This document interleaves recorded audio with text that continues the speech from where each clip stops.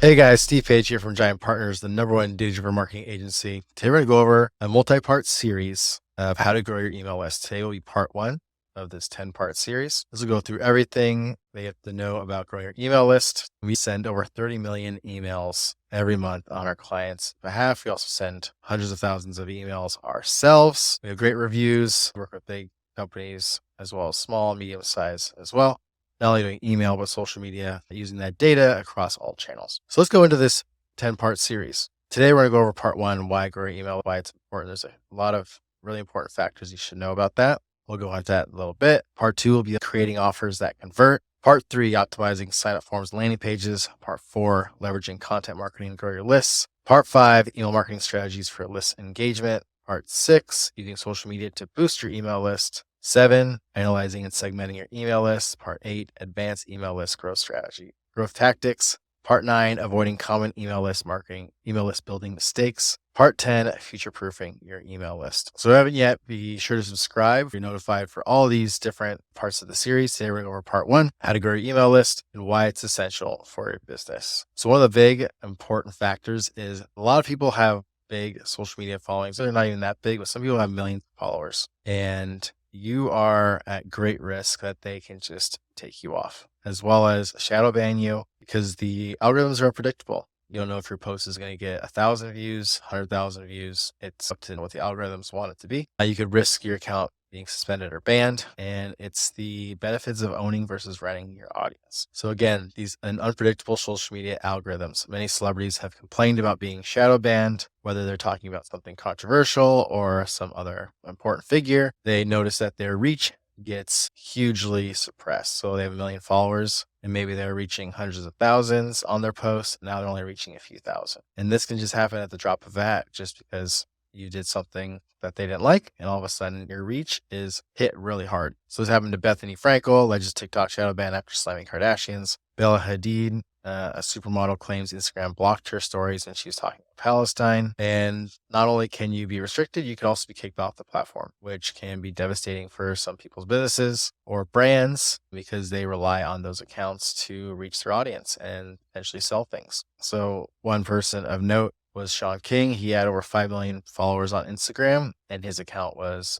taken down and suspended. And not only does Meta have Instagram, but it also has Threads and Facebook, so he's kicked off all 3 platforms. So if you have followers on different platforms within the same company, you're losing 3 different channels. There was a fitness weightlifting influencer, Mark Bell. He has over 650,000 subscribers. His YouTube channel was kicked off as well because he tends to talk about topics that are controversial in the health world, and YouTube flagged it and kicked his channel off. So he lost the access to 650,000 subscribers. Another big name, Kanye West, was kicked off Instagram and Twitter for posts as well. So it happened to anybody, no matter how big your name is, big or small. We were also victims of this ourselves. We started posting more, using AI to create more content from our videos. And for something in Twitter/X, they flagged it and just shut the account down. We tried to get an explanation. They just say I got suspended due to some sort of rules. They didn't say what the rules were or anything. The other email says you can see the case will now be closed and replies won't be monitored. So you can't even talk to somebody, can't even get a reason why or even the name of the rule that you violated.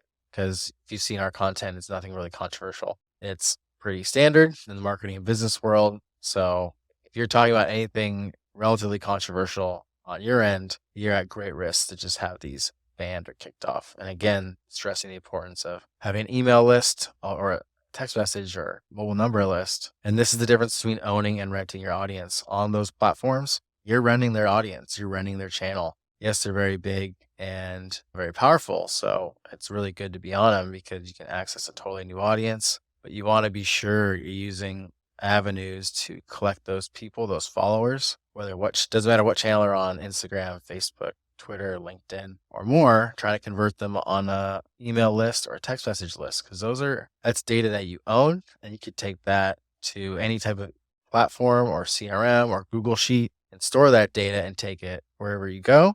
Versus you get kicked off of Instagram, you can't go back on. You can't just take your Instagram followers and go to TikTok You have to build your audience again from scratch. Now let's dive into how email marketing can make you money, because that's what you're all here for. How can email actually turn into revenue for your business, your brand, whatever it is? How can email make you money effectively? There's tons of reasons why. You could do direct and personalized customer reach. You hit them with messages that are tailored just to that person. There's a high return on investment with email. It doesn't cost very much to collect and send email addresses. It's very cheap. You get high engagement and high conversion rates, and you can build long-term customer relationships.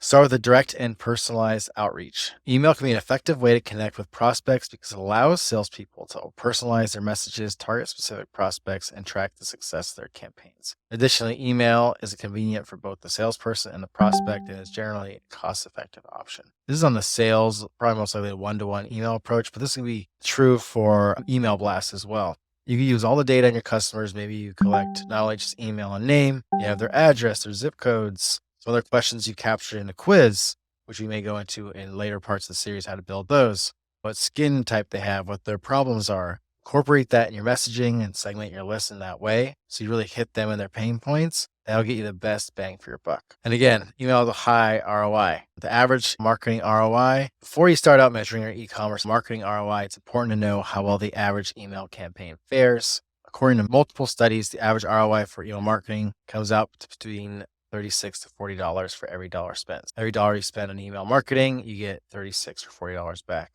Again, very high compared to other channels. SEO, there's studies that say you get $22 back. Google Ads, $8. So what dollar you put in, that's the number you get back. Email is just so cheap to set up and deploy from different platforms like HubSpot, MailChimp. And the beauty is it grows with you. So you get a bigger email list, more customers, you pay more, but if you don't have many to start, some of these platforms offer you free up to 1,000 people and you can send email to. Let's get into high engagement and conversion rates. Email will be your most engaging and highly converting channel. A healthy target to have for email list is about 20-25% of your total revenue coming from email and SMS. Again, SMS is a huge part of this as well. Direct messaging with your customers, whether it's email, but text messaging is even bigger. People can easily opt out of it, but a lot of people miss stuff in their email. So if you get their phone number and send them texts as well, you'll get a huge lift in your messaging response and revenue. And the top end of this range, however, by no means the limit. The most successful e-commerce brands make between 30 and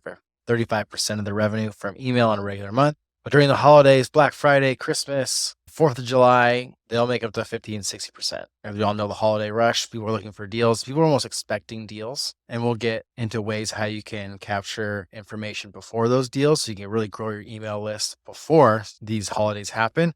We'll get into those lead capture and offer tactics in further parts of the episode. So be sure to subscribe again so you can get notified for this series. You're going to learn a lot about using email to build your business and grow. And email definitely builds long-term relationships. People can be subscribed to your list for years and years, and they'll keep buying. We have several customers, depending on what email we send out, they'll respond and they haven't purchased something in a while, or you have something new to offer, and then they respond to that. But you always have a chance to keep that relationship and engage with people with something that you have to offer. And overall, marketing is a powerful tool that businesses can use to build strong, lasting relationships with their customers. Many benefits, including brand awareness, personalized communication, improved customer loyalty and retention, and cost effectiveness. As we saw with the email ROI and how high it was, very cost effective channel. Again, you can also measure everything. You can see what's doing well, what's not doing well. You get a lot more insights into data versus other platforms like social media where you're just guessing how people saw it or actually resonated or watched videos. You can actually see the actual person who clicked the email, opened it, visited a web page. You can see their behavior throughout the whole customer journey. Thanks for listening to part 1 of Why You Should Grow Your Email List. I want to give you a free little bonus hack that we've done. It's our secret sauce at Giant Partners is we can actually deploy emails on your behalf. We can create a database of emails that you want to target that look just like your customers. We could send the emails out on your behalf to those people with whatever you have to offer, and we'll take those opens and clicks. People actually visited your website, and we could send those to you, and you could add those to your existing email. We've already taken the pain out of warming up email addresses. Like I said, we send 30 million emails on behalf of our clients. Giant Partners provides email marketing databases for targeting all types of U.S. customers and businesses. Each of these prospects have opted in to receive email messages from our participating partners. If you want to get an email targeting database visualization or have us send email on your behalf so you can grow your email list, by having us deploy it for you on your behalf. Let us know. Visit giantpartners.com. Click the link at the top under marketing, fill out the form at the bottom. And that's about wraps it up for part 1. Stay tuned for part 2 as well as 3, 4 through 10. This is going to be a great series. Be sure to subscribe. If you have any questions along the way, feel free to drop them in the comments. We'll answer them. And there'll be links in the description for all the resources and links that we mentioned. And we'll see you next time.